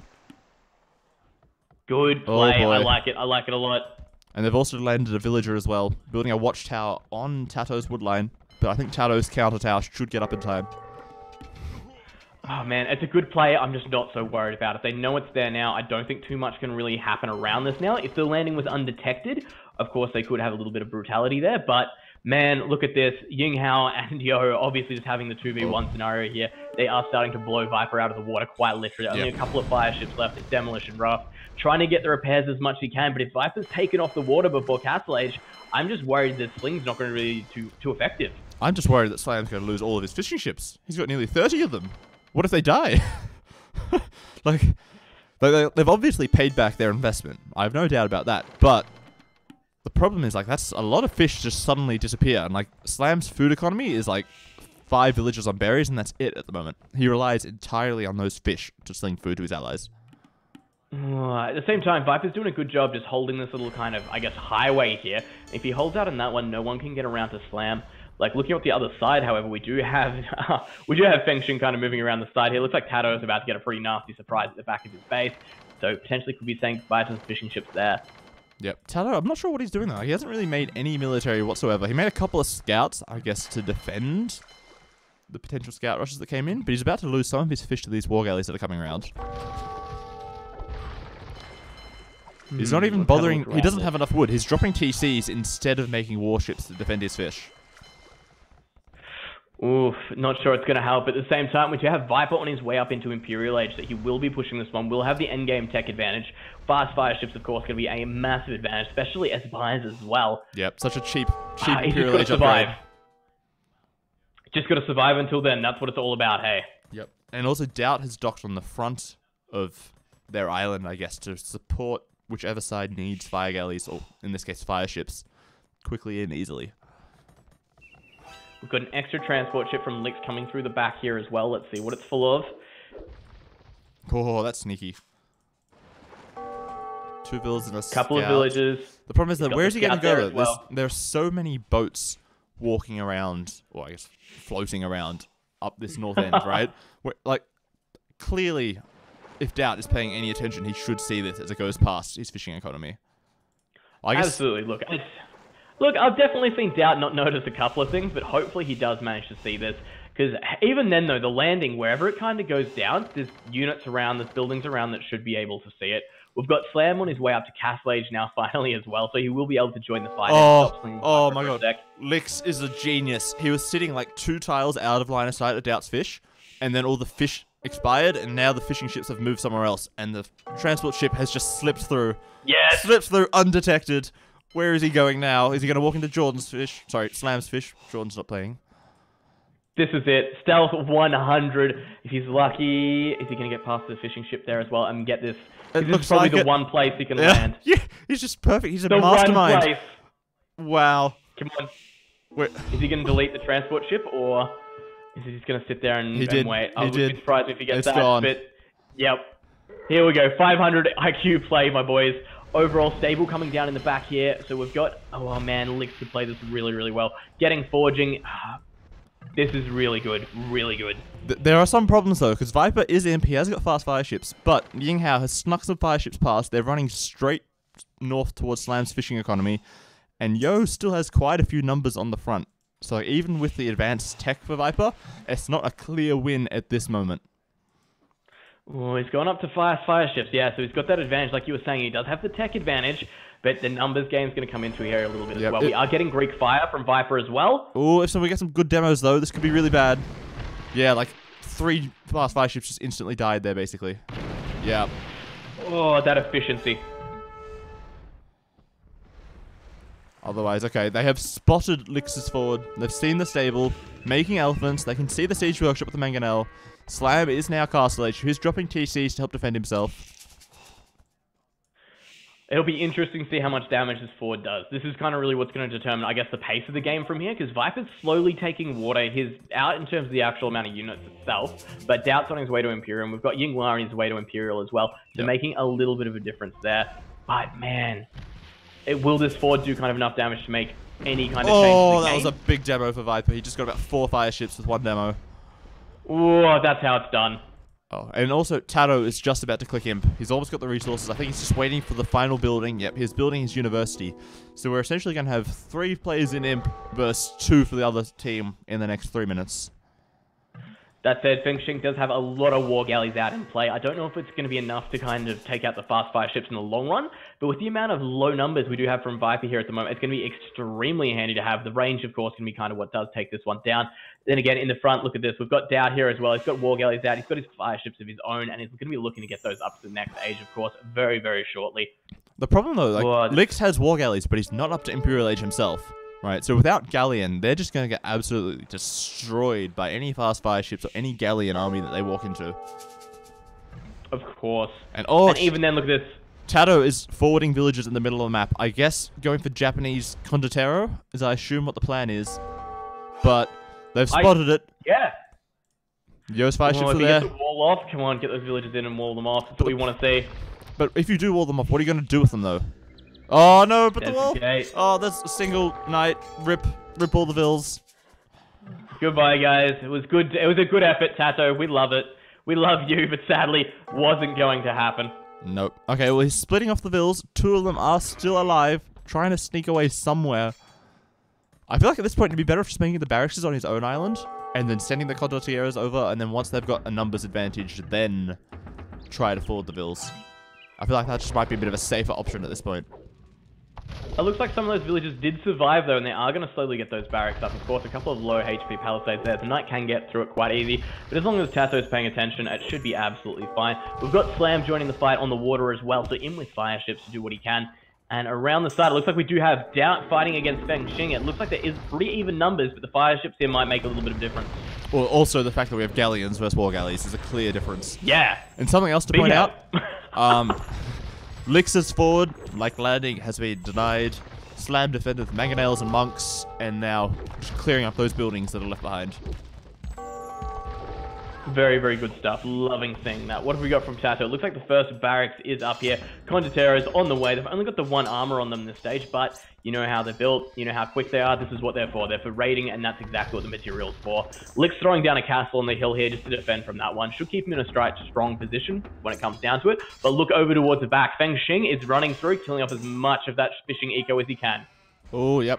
But now he's running into a couple of fast fire ships from Doubt, and he's like, oh, no, I gotta get out of here. I don't want to suicide my boats just before I get Galleon. Oh, absolutely. It's about making that tech count at this stage. We've got Yo on his way up to Imperial. We've got Feng Xing on his way up to Imperial as well. So we will be getting very, very even on that front. Slam's the only player for Secret that hasn't clicked up to Imperial, I should say. But remember, he's been slinging a ton of resources to his allies. So he doesn't really need to get he Imp, hasn't been right? taking this easy. No. Yeah, he's been working. And he was also defending the forward landing. So... True. He's been doing his part for the team. Absolutely. No one has let the slack come on this side at the moment. We do have Doubt on the front, sitting there with a couple of galleons at the moment as well, just allowing Tato to get some of these extra barracks up. Ooh, Condottiero's doing their best to deny this castle from Yinghua, but it will come up. Condottiero's getting a couple of villages there, but going to deny that town center, sadly, from Tato. Well, I think Tato's just going to try to get his own trebuchets, take down the castles, and then try to push in Condottiero's again later on. Remember, with those galleons, these karambits are not going to touch these villages. It's going to instantly die to galleons. Look, it's a good idea, but end of the day, yeah, look how low their HP is and how quickly the galleons do begin to deal with that one. I guess at the moment, Tato's plan had stalled a little bit, but he will be back to the main operation there very, very shortly. Slam on his way up to Imperial as well, so he will be hitting that one. So we will see no players left in Castle Age, and everyone's economy at the moment looking pretty good, especially with the amount of fishing ships left on the map as well. I just want to know, what's Viper doing in the left-hand corner? His boats are just like having a party in the corner by themselves, just like, you know, relaxing there, doing nothing. Sneak attack. He's going to wait for all those galleons to go forward. He's going to wait for the fire ships and straight into the fishing eco. Okay. The almost non-existent fishing eco. Yeah, pretty much. Okay, sweet. Okay, we've got Samurai coming out from Yinghao. That'll be a decent counter to the Condottieros, but again, almost no upgrades on these infantry units, and it appears he's only got a single castle to produce them from, so he might have some trouble outmassing Tato with multiple barracks. And he's also going for a bit of tower push. Unfortunately, he doesn't have guard tower or Yasama or even fletching, so these towers don't do too much. Doesn't make it too effective. No, unfortunately not. But all the galleons are here. Maybe they can deny this castle. There's a trebuchet out as well to start taking it down. But I think that is a very game castle, you're right. Doubt moving all his galleons into play here, and hopefully should be able to deny it, but it looks like the castle might actually come up here. It's close. No, sorry, it's up. It's up. But the trebuchet will kill it almost instantly. That's it. 2 trebuchets out for Tato as well, so a good situation on that front. Oh, and actually, Tato, you are correct about Viper's army on the left. It is coming around the back. Ying Hao has come out into the middle of the lake between the 2 islands, and he's about to get trapped in here and murdered. All these galleons are about to go down. That's going to be a rough situation. Even Slam joining the party here. Only War Galley, but he's in there doing what counts. Yep, Slam's here to deny the castle. Slam's denying the castle from Yo in the corner. This is really good. We also have Yo moving in with more of his galleons here to help out. So we do have a 2-on-2 fight here. The castle is being denied, however. Oh, and Lix. What are you doing, Feng Xing? You're away from the fight. Lix is landing as well, though, outside Tato's base. Tato's trying to get some quick walls up, but no, there are holes all over the place. The Condottiero are leaking in.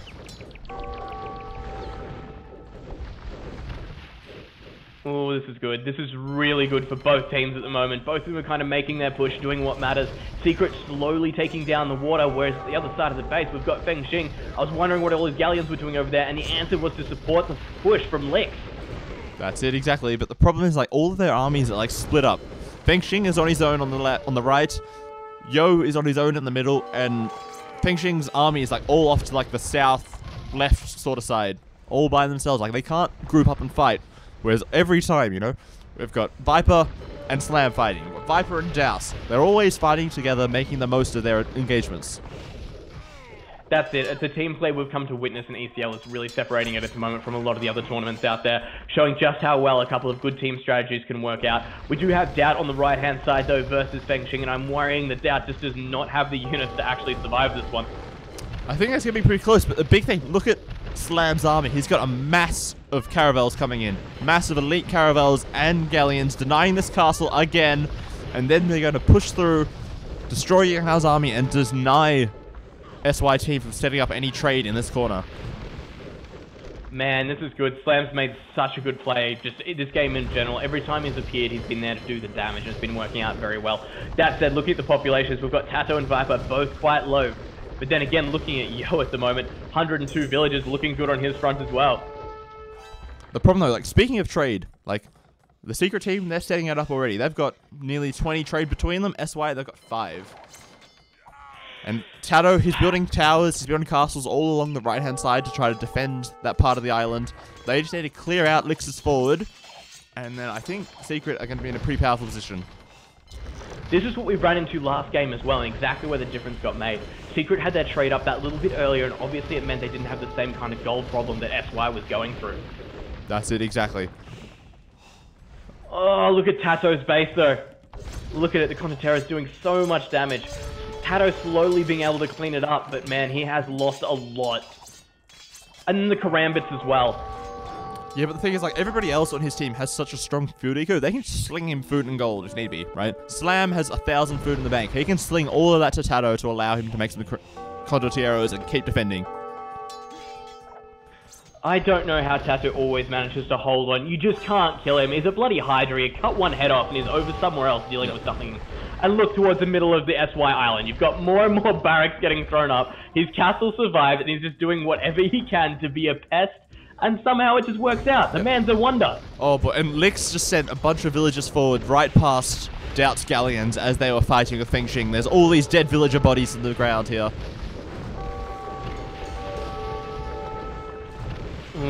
Man, this is just absolutely stressful at the moment. Look at the amount of ships around the island. You've got Slam, who's finally kind of come into fruition here. He's got so many elite caravel out in field at the moment. Viper, look at all these fast fire ships moving across. It looks like they're about to demolish down what remains of Feng Xing's army. That's exactly like the two of them. They're coming over to support Doubt, who's been by himself for a small while now. The three of them are just going to push in there, clear it out.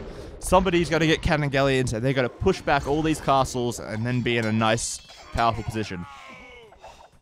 I don't even know how this is playing out like it is at the moment. Slam has such an army count. For being just the sling player for the early part of the game, he has stepped into this role phenomenally well. Yeah, he just did exactly what he needed. He did mass fish, mass sling. Now he's switching over to be the carry with the really powerful caravels in the late game. And then he's got the cannon galleon research on the way too, so it's going to be even more of an issue to deal with as they take more and more of this map control on the water. And that's the problem we're running into here. How many ships do the SY team have left? It's just not enough. Big engagement versus Slam versus Jinghua down in the bottom there. The problem is, like, the fast fire ships are really powerful versus caravels because they don't have an attack bonus versus fire ships. So they do not a lot of damage whereas versus the galleons, the splash damage is really key where it passes through. Let's have a look here. Looks like they are finally cleaning up that fort out the front of Tato's base, so Tato's going to be able to resume Operation Be Annoying very, very soon. Yep, he's building... Oh, there's a huge bunch of villages coming through the middle of the map, just outside Lix's base, dropping our castle. And he's still got the barracks. There are still barracks all over the place, and castles making trebs. They're just being a real pest. Hey, it's what he does, and it seems to work amazingly, especially for a team like this. Yo finally getting taken down, most of his army there in front of the castle. Viper having no issue with it whatsoever, using his fast fire ships as best he can to get under that one and do the damage. We do have a massive engagement towards the west, though. We've got Slam, we've got fire ships involved, we've got Yinghua there as well, and things are happening. And even Tato's got some trebuchets coming forward to destroy Lix's castles on the front. Take out the harbors, which we haven't really mentioned. The Malay harbors, they're quite good for defensive purposes. I guess that helps them secure that right-hand side a little bit, but the problem is there's just so many boats here for Doubt and Viper. And I guess Slam has decided, nope, okay, you guys are okay on this side. I'm headed back to the other one. I'm going to go keep pushing on Yinghao. Try to take down Yo's castles. Keep denying the trade. I just keep looking at the water, and it just becomes more and more an issue every time I look at it. Feng Xing is sitting there with a little bit of warships left at this stage. Everyone else is pretty much down for the count. Secret is getting very, very victorious on the water. Yep, and Tato's starting to push on the land. It's a very dicey proposition. Oh, but Feng Xing is starting to push back. He's got some cannon galleons taking out the castle on the right. Oh, but this is just issue after issue now. Tato doing his best. He's actually transitioning to two-hand sword as well. So trying to do whatever damage he can. The Karambit's just running around trying to clean up whatever they can. Obviously about to lose a couple of those trebuchets there. But Slam's there, ready to engage. It looks like he might be out of position at the wrong time here. I'm not sure what he's doing with the caravels in the middle of the map, to be honest. I feel like they should just go to one side or the other and just keep pushing. Like, I think this center position from Tato is secured enough for the time being that he doesn't need to help him with boats. And it's better off just going all out, secure the waters, deny the corners, take the trade. Another massive engagement towards the west. We do have the Yo there. We've got Yinghua as well, fighting against Slam and Viper. Viper's got the cannon galleons out at this stage. We do have the exact same thing from Slam, so those castles are starting to get dropped down very, very quickly. That's it, exactly. And these caravels are doing so much damage to the galleons, and all SY are calling GG. Wow. That was intense. That was amazing. There were so many different options there that were denied by every team. But end of day, Secret takes the water in there for consider basically the entire map control theirs. Yeah, it's just, and again, like, it's been a very well-rounded gameplay from them. Viper was the early carry with the sling from Slam, get up fast, try to secure one side, and then at the end of the game, you know, he's the lowest scorer in his team. He's, in theory, one of the weakest civs. Like, Byzantine fast fires are nice, but they're not as good as galleons, like mass galleons, mass caravels, right? So he sort of took that role for the team. I'm going to push hard, try to secure some water control early, and then leave it to you guys to keep continuing the pressure, keep doing the damage. And it worked. It worked very well. That's it, exactly. For the people in chat asking why there's no Vikings, they use Vikings on Saltmarsh. Anyways, we'll take a quick look at the chats. Not the chats, the achievements. Kills Tato. Wow, he actually has a ton of kills. I guess mostly from killing a billion Karambits, probably. Otherwise, economy, there's lots of resources for everybody. Slam slung 11,000 resources. That's pretty good. Quite a bit to Viper, and then a lot to Tato, I guess, just to keep him going at the end. Lots of food, lots of gold to keep surviving. Otherwise, Feudal and castle times, not too important. Villager hyperfinging. Well, he was slinging early, I think. No, yeah, he just went straight up to castle age. So he just did a very There we big go. boom. And that's all she wrote, really. That is all she wrote.